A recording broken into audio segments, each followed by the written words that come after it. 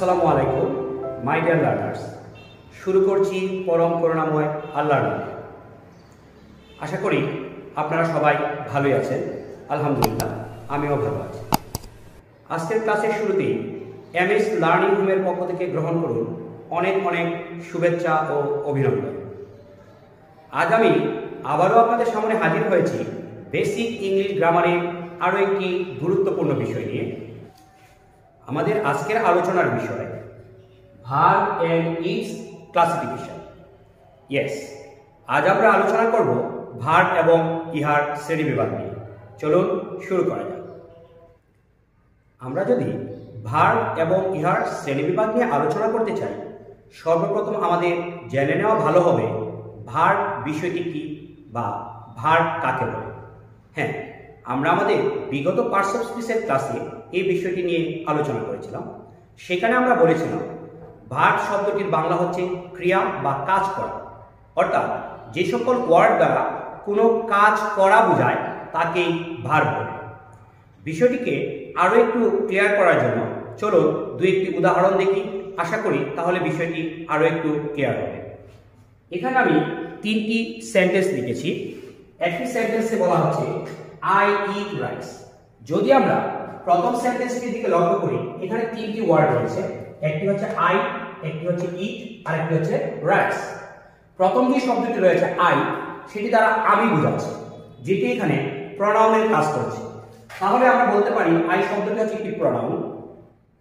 আরেকটি শব্দ রয়েছে রাইস, যেটি দ্বারা কোনো একটি বস্তুর নাম বোঝাচ্ছে। তাহলে এটি হচ্ছে নাউন। এদের দুটির কোনটি দ্বারা কোনো কাজ করা বোঝাচ্ছে। কিন্তু যে শব্দটি রয়েছে ইট, ইট শব্দটি দ্বারা খাওয়াকে বোঝাচ্ছে। খাওয়া শব্দটি একটি কাজ, সুতরাং আমি বলতে পারি এখানে যে শব্দটি রয়েছে ইট, এটি অবশ্যই একটি ভার্ব। এখানে যে ইট শব্দটি রয়েছে এটি একটি ভার্ব, কারণ ইট শব্দটি দ্বারা কোনো একটি কাজ করাকে বোঝাচ্ছে। আর আমরা ভার্বের সংজ্ঞা অনুসারে জানি যে সকল ওয়ার্ড দ্বারা কোনো কাজ করাকে বোঝায় তারাই হচ্ছে ভার্ব। তাহলে প্রথম বাক্যে এই শব্দটি হচ্ছে একটি ভার্ব। ঠিক তেমনি আমরা যদি দ্বিতীয় বাক্যটির দিকে লক্ষ্য করি, দে গো টু স্কুল, এখানে আরো একটি শব্দ রয়েছে গো। গো মানে হচ্ছে যাওয়া। তো যেহেতু যাওয়া শব্দটি দ্বারা একটি কাজ বোঝাচ্ছে, সুতরাং এটি একটি ভার্ব। ঠিক তেমনি he has a red pen, এখানে তার একটি লাল কলম আছে। এখানে যে শব্দটি রয়েছে হ্যাজ শব্দটি দ্বারা আছে অর্থ বোঝাচ্ছে, এটিও এখানে ভার্বের কাজ করছে, অর্থাৎ এটি কাজের মধ্যেই পড়ে। সুতরাং এখানে হ্যাজ শব্দটির একটি ভার্ব। এখন যদি আমরা লক্ষ্য করি, এখানে যে তিনটি শব্দ রয়েছে ইট, গো এবং হ্যাজ, এই তিনটি শব্দ দ্বারাই কোনো না কোনো কাজ করাকে বোঝাচ্ছে। যেহেতু এদের দ্বারা কাজ করাকে বোঝাচ্ছে, তাহলে আমরা বলতে পারি এরা প্রত্যেকটি এক একটি ভার্ব। আশা করি ভার্ব বিষয়টি কি সেটি প্রাথমিকভাবে আপনারা বুঝতে পেরেছেন। তাহলে চলুন এখন এদের ক্লাসিফিকেশন নিয়ে আলোচনা করা যাক। ভার্ব এবং ইহার শ্রেণীবিভাগ নিয়ে যদি আমাদের আলোচনা করতে হয়, তাহলে আমাদের জানতে হবে ভার্ব মূলত কত প্রকার বা ভার্ব প্রধানত কত প্রকার। হ্যাঁ, বিভিন্ন জন বিভিন্নভাবে ভার্বের ক্লাসিফিকেশন করে থাকে, তবে সহজ যেই দিক থেকে আলোচনাটি করলে সুবিধা হবে সেটি হচ্ছে ভার্ব প্রধানত দুই প্রকার। আর সেগুলো কি? ভার্বকে যদি আমরা ক্লাসিফিকেশন করতে চাই, তাহলে আমরা বলতে পারি ভার্ব প্রধানত কত প্রকার? দুই প্রকার। প্রথম যেটি সেটি হচ্ছে ফাইনাইট ভার্ব। ফাইনাইট ভার্ব, যার বাংলা হচ্ছে সমাপিকা ক্রিয়া। আরেকটি হচ্ছে non finite verb. Finite verb, যার বাংলা হচ্ছে অসমাপিকা ক্রিয়া। তাহলে ভার্ব প্রধানত কত প্রকার? ভার্ব প্রধানত হচ্ছে দুই প্রকার। প্রথম ফাইনাইট ভার্ব, নট ফিনিট, উচ্চারণটি হবে ফাইনাইট ভার্ব। আর অন্যটি হচ্ছে non finite verb. Finite verb বিষয়টি কি আর নট ফাইনাইট ভার্ব বিষয়টি কি? ফাইনাইট ভার্বের বাংলাটির দিকে যদি আমরা লক্ষ্য করি, তাহলে আমরা এর আসল বিষয়বস্তু আমরা দেখে নিতে পারি। এখানে বাংলার মধ্যে বলা হয়েছে সমাপিকা ক্রিয়া। সমাপিকা মানে কি? সমাপিকা বলতে আমরা বুঝি সমাপ্তি। অর্থাৎ যে সকল ভার্ব দ্বারা বাক্যের সমাপ্তি ঘটে, অর্থাৎ বাক্যের একটি পূর্ণতা আসে, তারাই হচ্ছে সমাপিকা ক্রিয়া। আর অসমাপিকার মধ্য থেকে আমরা বলতে পারি যে সকল ভার্ব দ্বারা বাক্যের সমাপ্তি ঘটে না বা বাক্যের পূর্ণতা আসে না, কিন্তু তারা আবার ভার্বের কাজ করে, তখন তাদেরকে বলা হতে পারে অসমাপিকা ক্রিয়া। আর যদি আমরা এটিকে সংজ্ঞা আকারে বলতে চাই, তাহলে আমরা বলতে পারি ফাইনাইট ভার্বের সংজ্ঞাটি কি? ফাইনাইট ভার্বের সংজ্ঞাটি হচ্ছে যে সকল ভার্ব দ্বারা সেন্টেন্সের অর্থের পরিপূর্ণতা আসে এবং সময় ও ব্যক্তির পরিবর্তনের সাথে সাথে যে ভার্বের রূপের পরিবর্তন ঘটে তাকে বলা হয় থাকে ফাইনাইট ভার্ব বা সমাপিকা ক্রিয়া। ঠিক তেমনি আমরা যদি নন ফাইনাইট ভার্বের সংজ্ঞা দিতে চাই, তাহলে আমরা বলতে পারি যে সকল ভার্ব দ্বারা সেন্টেন্সের অর্থের পূর্ণতা আসে না, তাছাড়াও সময় ও ব্যক্তির পরিবর্তনের সাথে সাথে এদের রূপেরও কোনো পরিবর্তন ঘটে না, তাহলে সেগুলোকে আমরা বলবো নন ফাইনাইট ভার্ব। আশা করি সংজ্ঞাটি আপনারা বুঝতে পেরেছেন। চলো দুই একটি উদাহরণের মাধ্যমে বিষয়টিকে আরো একটু ক্লিয়ার করার চেষ্টা করি। আমরা এরকম দুটি বাক্য লিখি, I want to help you. আমি তোমাকে সাহায্য করতে চাই। লক্ষ্য করুন, এখানে একটি ওয়ার্ড রয়েছে ওয়ান্ট। ওয়ান্ট মানে চাওয়া, যেটি একটি ভার্ব। তাছাড়া আরো একটি অংশ আছে টু হেল্প। টু হেল্প মানে সাহায্য করতে। তো আমরা যদি এখানে একটু লক্ষ্য করি যে ওয়ান্ট শব্দকে বাদ দিয়ে যদি একটু চিন্তা করি, যেমন I want to help you, আমি তোমাকে সাহায্য করতে চাই। এখন যদি আমি ওয়ান্ট শব্দটি বাদ দিই, তাহলে কি দাঁড়ায়? আমি তোমাকে সাহায্য করতে। যতক্ষণ না পর্যন্ত আমরা এই ওয়ান্ট শব্দটিকে ব্যবহার করছি, ততক্ষণ পর্যন্ত এই বাক্যের সমাপ্তি ঘটছে না বা পরিপূর্ণতা আসছে না। যেহেতু এটির জন্য এই বাক্যটি পরিপূর্ণতা পাচ্ছে না, এটি দিলে পরে বাক্যটি পরিপূর্ণ হচ্ছে, সুতরাং এটি অবশ্যই একটি সমাপিকা ক্রিয়া বা ফাইনাইট। আর যেহেতু এই টু হেল্প শব্দটি যদিও একটি ভার্ব, কিন্তু এর দ্বারা বাক্যের কোনো সমাপ্তি বা পরিপূর্ণতা আসছে না, সুতরাং এটি একটি নন ফাইনাইট। আশা করি ফাইনাইট এবং নন ফাইনাইটের সংজ্ঞা অনুসারে বিষয়টি আপনারা বুঝতে পেরেছেন। কারণ ফাইনাইটের সংজ্ঞার মধ্যে আমরা বলেছিলাম যে ভার্ব দ্বারা বাক্যের সমাপ্তি আসবে বা সেন্টেন্সের অর্থের পূর্ণতা আসবে, সেটা হবে ফাইনাইট। তাছাড়া কি হবে? এখানে ব্যক্তি এবং সময়ের পরিবর্তনের সাথে সাথে এই ফাইনাইট ভার্বেরও রূপের পরিবর্তন হবে। আর নন ফাইনাইটের সংজ্ঞার মধ্যে আমরা কি বলেছিলাম? যে ভার্ব দ্বারা বাক্যের সমাপ্তি হয় না, সেটা হবে নন ফাইনাইট। আর এখানে আরো একটি কথা বলেছি, ব্যক্তি এবং সময়ের পরিবর্তন হলেও এদের রূপের কোনো পরিবর্তন, অর্থাৎ নন ফাইনাইট ভার্বের রূপের কোনো পরিবর্তন হয় না, তখন সেটাকে আমরা বলি নন ফাইনাইট। আরো একটু লক্ষ্য করুন, আশা করি বিষয়টি তখন আরো ক্লিয়ার হবে। আগে আমি বলেছিলাম I want to help you. এখন যদি আমি বলি he wants to help you, এখানে লিখলাম ওয়ান্টস এবং টু হেল্প। একই বাক্যকে একটু ঘুরিয়ে লিখলাম। আগে এখানে ছিল সাবজেক্ট ছিল আই, এখন সাবজেক্ট দিলাম আমরা হি। যখন আমরা আই লিখেছিলাম তখন লিখেছিলাম ওয়ান্ট, এবং যখন হি লিখেছি তখন আমরা লিখলাম ওয়ান্টস। একটু লক্ষ্য করুন, যখন ব্যক্তির পরিবর্তন হলো তখন ওয়ান ভার্বের একটু পরিবর্তন হলো, ওয়ান্ট থেকে সেটা হয়ে গেল ওয়ান্টস, কিন্তু টু হেল্প এর কোনো পরিবর্তন ঘটেনি। আরো একটি বাক্য দিই, যদি আমরা একটা টেন্সটাকে একটু পরিবর্তন করি, হি wanted to help you, সে তোমাকে সাহায্য করতে চেয়েছে। wanted to help, যখন আমি এখানে টেন্সের পরিবর্তন করে ফেললাম তখন ওয়ান শব্দটি হয়ে গেল wanted, বাট টু হেল্প এর কোনো পরিবর্তন ঘটেনি। তো যেহেতু আমাদের সংজ্ঞা অনুসারে আমরা বলেছিলাম যে ভার্ব দ্বারা বাক্যের সমাপ্তি ঘটে, এখানে লক্ষ্য করুন প্রত্যেকটা সেন্টেন্সে এই ওয়ান শব্দটি দ্বারাই এই সেন্টেন্সগুলোর বাক্যের সমাপ্তি আসছে, কিন্তু এই টু হেল্প দ্বারা কোনো সমাপ্তি আসছে না। তাছাড়া আমরা আরো একটি কথা বলেছিলাম, ব্যক্তি এবং সময়ের পরিবর্তনের সাথে সাথে যে ভার্বের রূপের পরিবর্তন ঘটবে। এখানে লক্ষ্য করুন, যখন ব্যক্তি ছিল আই তখন ছিল ওয়ান্ট, যখন ব্যক্তি বা সাবজেক্ট হলো হি তখন হয়ে গেল ওয়ান্টস, যখন আমরা টেন্স পরিবর্তন করলাম তখন হয়ে গেল ওয়ান্টেড, কিন্তু টু হেল্পের কোনো পরিবর্তন ঘটেনি। তাহলে যার ব্যক্তি এবং সময়ের পরিবর্তনের সাথে সাথে যার রূপের পরিবর্তন ঘটছে এবং যেটি দ্বারা বাক্যের সমাপ্তি আসছে সেটি হচ্ছে ফাইনাইট ভার্ব। আর যেটি দিয়ে বাক্যের সমাপ্তিও আসে না, ব্যক্তি এবং পরিবর্তনের সাথে যাদের রূপেরও কোনো পরিবর্তন হয় না, তাদেরকে আমরা বলি নন ফাইনাইট ভার্ব। সেখান থেকে আমরা বলতে পারি এখানে যেই ভার্বগুলো আছে এরা হচ্ছে ফাইনাইট, আর এই যে টু হেল্প এই যে অংশটুকু এদেরকে আমরা বলতে পারি নন ফাইনাইট ভার্ব। আশা করি ফাইনাইট ভার্ব এবং নন ফাইনাইট ভার্ব বিষয়টিকে আপনারা প্রাথমিকভাবে বুঝতে পেরেছেন। এখন আপনাদের প্রশ্ন হতে পারে, তাহলে কি ওয়ান্ট বা হেল্প ভার্বগুলো কি সবসময় ফাইনাইট নন ফাইনাইট হিসেবে পড়বে? না, এরা সেন্টেন্সের ধারাবাহিকতায় কখনো ফাইনাইট কখনো নন ফাইনাইট আকারে বসতে পারে। এটি মূলত নির্ভর করবে সেন্টেন্সের উপর।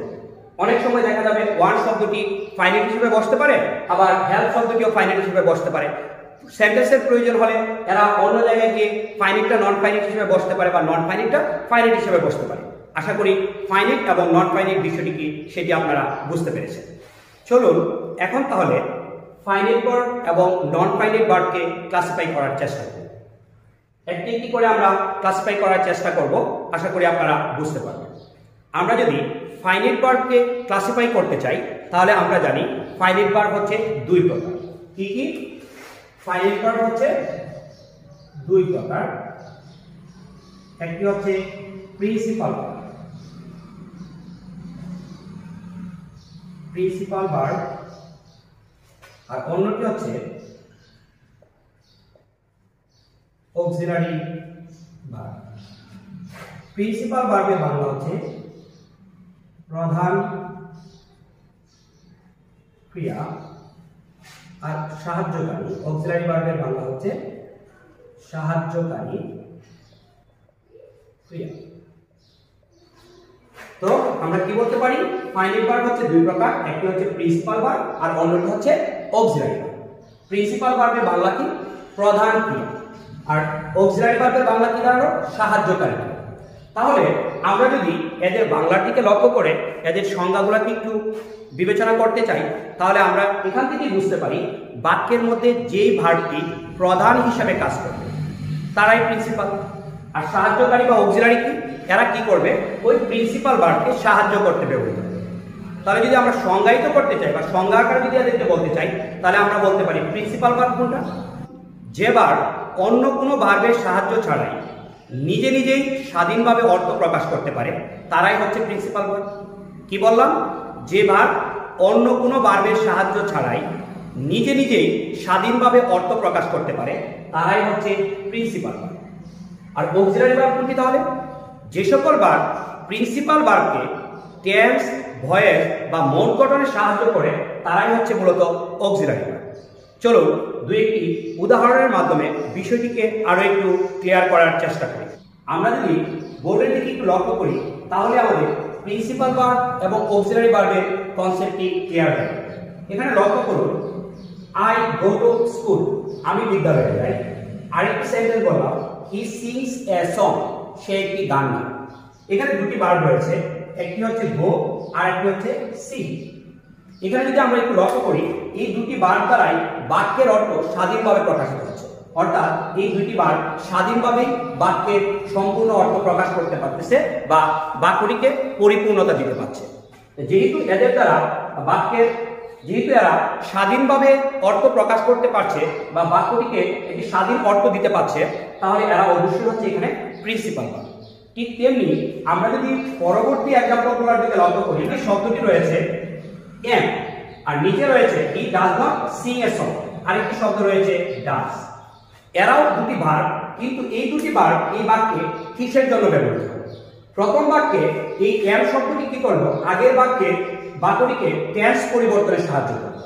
এখানে মূলত দেখুন আই গো টু স্কুল শব্দ সেন্টেন্সটি ছিল একটি প্রেজেন্ট ইনডেফিনিট সেন্টেন্স, কিন্তু এখানে এম শব্দটি এসে কি করলো? সেই প্রেজেন্ট ইনডেফিনিটটিকে প্রেজেন্ট কন্টিনিউয়াসে স্থানান্তরিত করলো, অর্থাৎ টেন্স গঠনে সাহায্য করলো এবং গো ভার্বটিকে এখানে সাহায্য করার জন্য এম ভার্বটি ব্যবহৃত হলো। যেহেতু এটি গো ভার্বটিকে সাহায্য করার জন্য বা টেন্স পরিবর্তনে সাহায্য করার জন্য ব্যবহৃত হলো তাহলে এটি অবশ্যই একটি সাহায্যকারী ভার্ব বা অক্সিলারি ভার্ব। ঠিক তেমনি পরের বাক্যে যদি আমরা লক্ষ্য করি, এখানে ছিল হি সিংস এ সং, সে একটি গান গায়। এই বাক্যটি ছিল একটি অ্যাফার্মেটিভ মোডে, কিন্তু পরের বার এখানে ডাজ ভার্বটি এসে কি করলো? এই সিং ভার্বটিকে সাহায্য করলো, অর্থাৎ তার মোড পরিবর্তন করে দিল। এখানে কি ছিল অ্যাফার্মেটিভ, কিন্তু এখানে এসে কি হয়ে গেল? কি নেগেটিভ। তো যেহেতু এখানে ডাজ শব্দটি আগের ভার্বের মোড পরিবর্তনে সাহায্য করলো, তাহলে অবশ্যই এটি একটি সাহায্যকারী ভার্ব বা অক্সিলারি ভার্ব। তাহলে আমরা অবশ্যই বলতে পারি এখানে এই ভার্বটি হচ্ছে প্রিন্সিপাল, আর এরা যেহেতু প্রিন্সিপাল ভার্বকে সাহায্য করতে বসলো, সাহায্য করতে ব্যবহৃত হলো কিসের ক্ষেত্রে? টেন্স বা মোড গঠনে, কোনো কোনো ক্ষেত্রে হয়তো বা ভয়েস চেঞ্জও তারা সাহায্য করবে, তাই এদেরকে আমরা বলতে পারি অক্সিলারি ভার্ব। আশা করছি প্রিন্সিপাল ভার্ব এবং অক্সিলারি ভার্ব বিষয়টি কি আপনারা বুঝতে পেরেছেন। চলুন এখন দেখে নেওয়া যাক প্রিন্সিপাল ভার্বের ক্লাসিফিকেশন।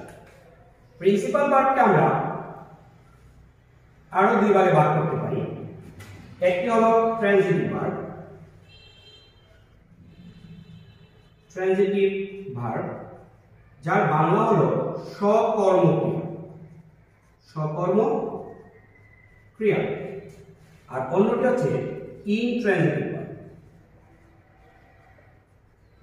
ইনট্রানজিটিভ ভার্ব যার বাংলা হচ্ছে অকর্মক্রিয়া, কর্মক্রিয়া। তো এখন আমরা একটু জেনে নেওয়ার চেষ্টা করি ট্রানজিটিভ ভার্ব বা সকর্মক্রিয়া এবং ইনট্রানজিটিভ ভার্ব বা অকর্মক্রিয়া বিষয়টি। আমরা যদি এদের সংজ্ঞাগুলোর দিকে একটু লক্ষ্য করি তাহলে বিষয়টি একটু ক্লিয়ার হবে। তারপরে দুই চারটি উদাহরণের মাধ্যমে বিষয়টিকে আরো একটু ক্লিয়ার করার চেষ্টা করব। আমরা যদি ট্রানজিটিভ ভার্বের ডেফিনেশন বা সংজ্ঞাটি একটু লক্ষ্য করি, সেখানে আমরা দেখতে পাবো যে সকল ভার্বের অর্থ শুধুমাত্র সাবজেক্টের মধ্যেই সীমাবদ্ধ না থেকে অন্য কোনো ওয়ার্ডের উপর অর্থাৎ অবজেক্টের উপর নির্ভরশীল থাকে তাদেরকে বলা হয়ে থাকে ট্রানজিটিভ ভার্ব। ঠিক তেমনি ইনট্রানজিটিভ ভার্বের সংজ্ঞার মধ্যে বলা হয়ে থাকে যে সকল ভার্বের কাজ শুধুমাত্র সাবজেক্টের মধ্যেই সীমাবদ্ধ থাকে অর্থাৎ অবজেক্টের সাহায্য ছাড়াই তারা পরিপূর্ণ অর্থ প্রকাশ করতে পারে, তারাই হচ্ছে ইনট্রানজিটিভ ভার্ব। সংজ্ঞাগুলোর পাশাপাশি চলুন দুই একটি উদাহরণ দেখে নেওয়া যাক, তাহলে আশা করি বিষয়টি আরো ক্লিয়ার হবে। এখানে একটি এক্সাম্পল লক্ষ্য করি, আই ইট রাইস। এখানে একটি ভার্ব হচ্ছে ইট, কিন্তু আমরা যদি এই ইট ভার্বটিকে লক্ষ্য করি এই সেন্টেন্সটির পরিপূর্ণ অর্থ প্রকাশের জন্য ইট ভার্বের অবশ্যই একটি অবজেক্ট প্রয়োজন করবে। কিভাবে? আমরা আমাদের আগের ক্লাসেই বলেছিলাম যে ভার্বকে যদি আমরা কে বা কারা দ্বারা প্রশ্ন করি তাহলেই চলে আসবে সাবজেক্ট, আবার কি বা কাকে দ্বারা যদি প্রশ্ন করি তাহলে চলে আসবে অবজেক্ট। এখানে আমরা প্রশ্ন করি আই ইট রাইস, আমি ভাত খাই, ভাতকে প্রশ্ন করি কি খাই? ভাত। তার মানে এই সেন্টেন্সের অর্থ প্রকাশের জন্য একটি অবজেক্ট প্রয়োজন পড়ে। এখানে রাইস শব্দটি হচ্ছে একটি অবজেক্ট। কিন্তু ঠিক তেমনি আমরা যদি বলি হি রানস, সে দৌড়ায়, এখন প্রশ্ন করি কি দৌড়ায়? নাই। কাকে দৌড়ায়? নাই। অর্থাৎ এখানে যে রান ভার্বটি রয়েছে তার পরিপূর্ণ অর্থ প্রকাশের জন্য কোনো অবজেক্টের প্রয়োজন নেই বা প্রয়োজন পড়ে না। যেহেতু এই ভার্বের অবজেক্টের প্রয়োজন পড়ে না তাহলে এটি অবশ্যই কি একটি ইনট্রানজিটিভ ভার্ব। আর এখানে যদি লক্ষ্য করি ইট ভার্বটির পরিপূর্ণ অর্থ প্রকাশের জন্য একটি অবজেক্ট, রাইস হতে পারে বা অন্য যে কোনো অবজেক্ট হতে পারে, সে একটি অবজেক্ট গ্রহণ করে। যে সকল ভার্ব অর্থের পরিপূর্ণতা দেওয়ার জন্য কোনো একটি অবজেক্ট গ্রহণ করে তারাই হচ্ছে ট্রানজিটিভ, যেটি আমরা এখানে দেখলাম। আর যাদের অর্থের পরিপূর্ণতা দেওয়ার জন্য কোনো অবজেক্টের প্রয়োজন পড়ে না, এভাবে তারা অর্থের পরিপূর্ণতা দিতে পারে, অর্থাৎ কোনো অবজেক্ট ছাড়াই অর্থের পরিপূর্ণতা দিতে পারে, তারা হচ্ছে ইনট্রানজিটিভ ভার্ব।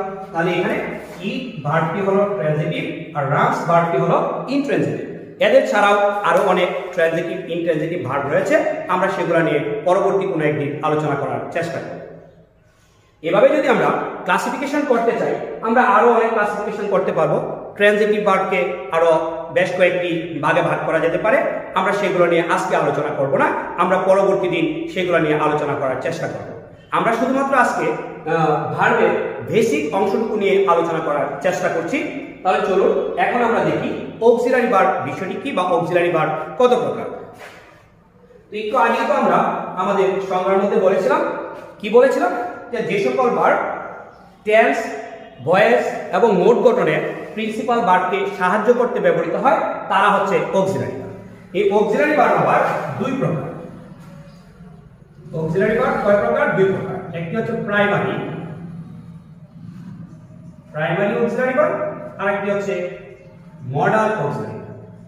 Modal auxiliary. তো প্রথমে আমরা দেখি প্রাইমারি অক্সিলারিগুলো কারা। প্রাইমারি অক্সিলারিগুলো যারা মূলত মানে প্রাইমারি উদ্দেশ্যে ব্যবহৃত হয়, কোনো বাক্যে যে সকল অক্সিলারি ভার্ব প্রাইমারি পারপাসে ব্যবহৃত হয় সেগুলো হচ্ছে প্রাইমারি অক্সিলারি। এরা আবার তিন প্রকার। নাম্বার 1 হচ্ছে to be verb. To be verb. To be ভার্বগুলো কোনগুলো?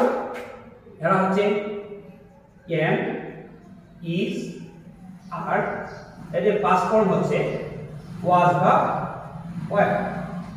তাহলে আমরা যদি লক্ষ্য করি প্রাইমারি অক্সিলারি ভার্ব তিন প্রকার। তার প্রথমটি হচ্ছে to be verb. To be verb কয়টি? 5টি। সাধারণত যারা ব্যবহৃত হয় সেগুলো হচ্ছে এম, ইজ, আর, যাদের পাস্ট ফর্ম হচ্ছে ওয়াজ। নাম্বার 2 তে যদি আমরা দেখি two have verb. To have verb কোনগুলো? হ্যাভ বা হ্যাজ, যাদের পাস্ট ফর্ম হচ্ছে হ্যাড। এছাড়া 3 নম্বরে যদি যাই, এগুলো হচ্ছে two do verb. Two do verb কারা? ডু বা ডাজ, যাদের পাস্ট ফর্ম হচ্ছে ডিড। তাহলে এখান থেকে আমরা দেখতে পারি যে প্রাইমারি অক্সিলারি ভার্ব হচ্ছে 3 প্রকার এবং এরা কি কি? টু বি ভার্ব মানে am, is, are, was verb. To have verb have, has, had, এবং to do verb do, does, did. তারপরে এখানে আমি কয়টি ভার্ব নিয়ে আলোচনা করলাম? 5টি। 3 8 আর 3 11টি। অর্থাৎ আমাদের প্রাইমারি অক্সিলারি ভার্ব রয়েছে 11টি। এখন আমরা আলোচনা করব modal auxiliary verb. Modal auxiliary verb জানতে হলে আমাদেরকে জানতে হবে মডাল অক্সিলারি ভার্ব কারা। হ্যাঁ, যে সকল ভার্ব সেন্টেন্সে ক্রিয়া সম্পাদনের মোড নিয়ে কাজ করে সেগুলাই হচ্ছে মডাল অক্সিলারি ভার্ব। আর আমাদের প্রচলিত মডাল অক্সিলারি ভার্বগুলোর মধ্যে রয়েছে আমাদের প্রচলিত মডাল অক্সিলারি কারা? আমাদের মডাল অক্সিলারিগুলো হচ্ছে can, could, may, might, shall, should, will, would, must, need, dare, ought to, used to, etc.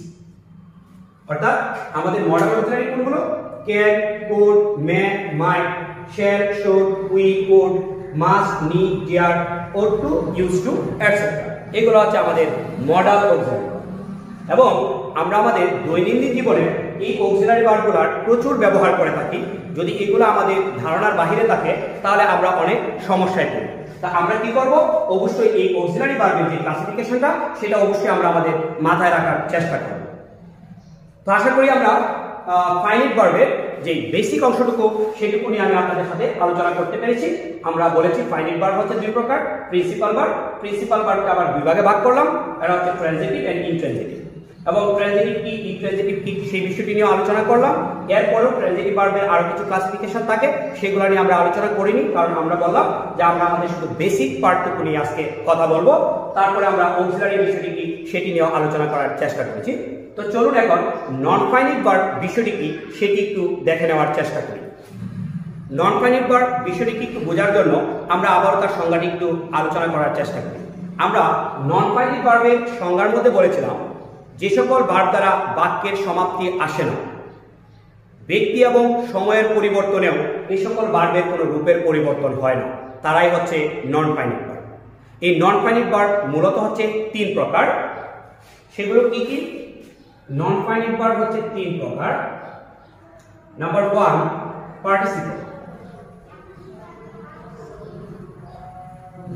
Number 2 gerund, number 3 infinitive। Participle, gerund and infinitive। তো আমরা এই তিনটিরও বিভিন্ন ধরনের ক্লাসিফিকেশন পাবো, সেগুলো নিয়ে আজ আমরা আলোচনা করব না, শুধুমাত্র এদের বেসিক অংশটুকু নিয়ে আজকে আলোচনা করব। তো আমরা প্রথমে জেনে নিই পার্টিসিপল বিষয়টি। পার্টিসিপলের সংজ্ঞাটি যদি আমরা একটু লক্ষ্য করি তাহলে আমরা সেখানে দেখতে পারবো যে কোনো ভার যখন অ্যাডজেক্টিভের কাজ করে, কোনো ভার যখন অ্যাডজেক্টিভের কাজ করে তখন সেটিকে বলা হয়ে থাকে পার্টিসিপল। আমরা উদাহরণের মাধ্যমে বিষয়টিকে আরো একটু ক্লিয়ার করার চেষ্টা করব। আগে আমরা এদের বেসিক অংশটুকু জেনে নেওয়ার চেষ্টা করি।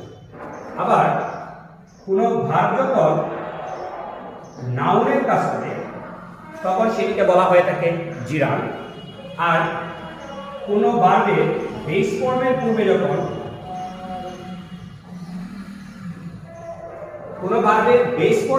যখন আমরা টু ব্যবহার করি তখন সেটাকে বলা হয়ে থাকে ইনফিনিটিভ। তো আমরা আবারও বলে নিচ্ছি, পার্টিসিপল কোনটা? কোনো ভার্ব যখন অ্যাডজেক্টিভের কাজ করবে সেটা হচ্ছে পার্টিসিপল। আবার কোনো ভার্ব যখন নাউনের কাজ করবে তখন সেটা হবে জিরান। আর কোনো ভার্বের বেস ফর্ম এর পূর্বে যদি আমরা টু ব্যবহার করি তখন সেটা হবে ইনফিনিটিভ। এখন অনেকেরই প্রশ্ন থাকতে পারে, বেস ফর্ম বিষয়টি কি? হ্যাঁ, বেস ফর্ম হচ্ছে কোনো ভার্বের যে মূল ফর্মটি সেটিকে আমরা বেস ফর্ম বলি। যেমন আমি যদি বলি খাওয়া, ইংরেজি কি? খাওয়া ইংরেজি হচ্ছে ইট। ইটই হচ্ছে তার বেস ফর্ম। এর সাথে এস, এস, আইএনজি কোনো কিছু যুক্ত করা যাবে না। সেই বেস ফর্মের পূর্বে যদি আমরা টু যুক্ত করি তখন সেটা হয়ে যাবে ইনফিনিটিভ। ঠিক তেমনি দেখা ইংরেজি কি সি, তার পূর্বে যদি আমরা টু যুক্ত করি টু সি তখন সেটা হয়ে যাবে ইনফিনিটিভ। চলুন দু একটি উদাহরণের মাধ্যমে বিষয়টিকে আরো একটু ক্লিয়ার করার চেষ্টা করি। Number 1, I saw a swimming snake। এখানে এক্সাম্পলটা যদি আমরা একটু লক্ষ্য করি তাহলে আমরা এখানে দেখতে পাচ্ছি I saw a swimming snake।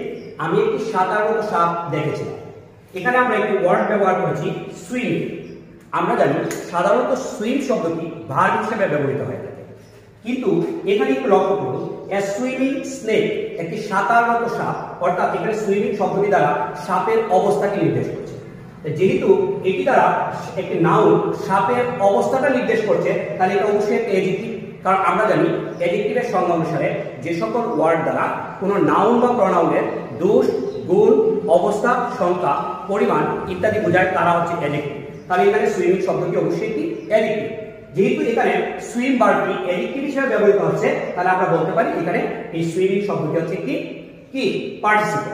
ঠিক তেমনি একটি ওয়ার্ড দিয়ে যদি আমরা পরবর্তী এক্সাম্পলটি একটু লক্ষ্য করি, swimming is a good exercise. Swimming is a good exercise. তাহলে এখানে একটু লক্ষ্য করুন, এই শব্দটি আমরা ব্যবহার করলাম সুইমিং। আগেও ব্যবহার করেছিলাম সুইমিং, এখনো ব্যবহার করলাম সুইমিং। কারণ কি? এখনই বুঝতে পারবেন।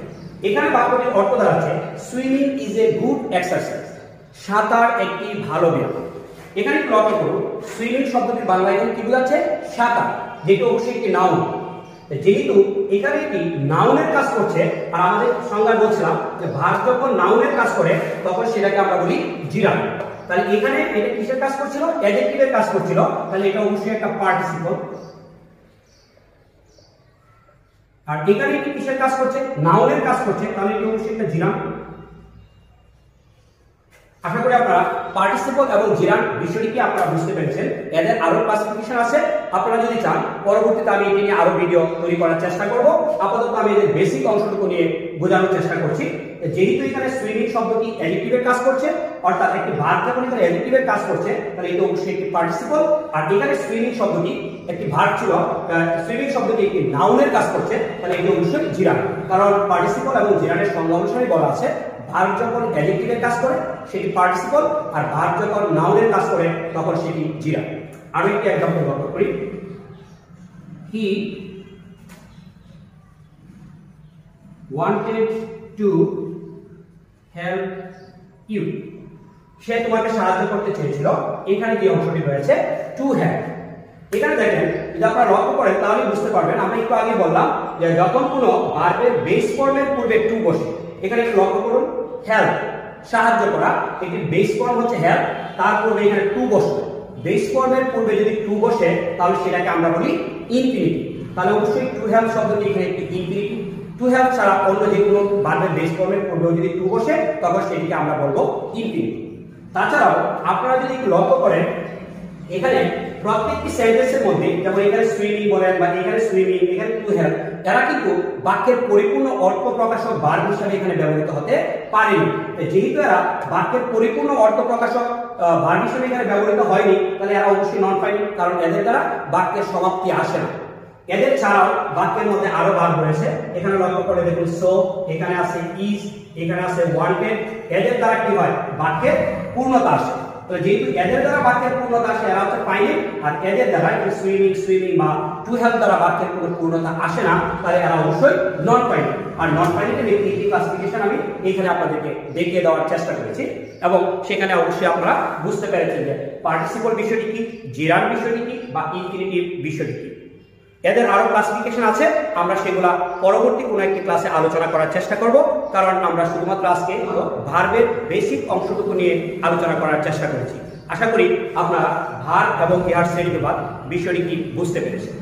তারপরও আপনাদের যদি আরো কোনো কিছু জানার থাকে, সেটা অবশ্যই আপনারা আমাকে কমেন্ট বক্সে লিখে জানাতে পারেন, আমি আমার সাধ্যমতো চেষ্টা করব সেগুলোর উত্তর দেওয়ার। আশা করি আমার ক্লাসটি আপনাদের ভালো লেগেছে, আর আমার ক্লাসটি যদি আপনাদের ভালো লেগে থাকে তাহলে অবশ্যই আপনারা আমার সাথে থাকবেন।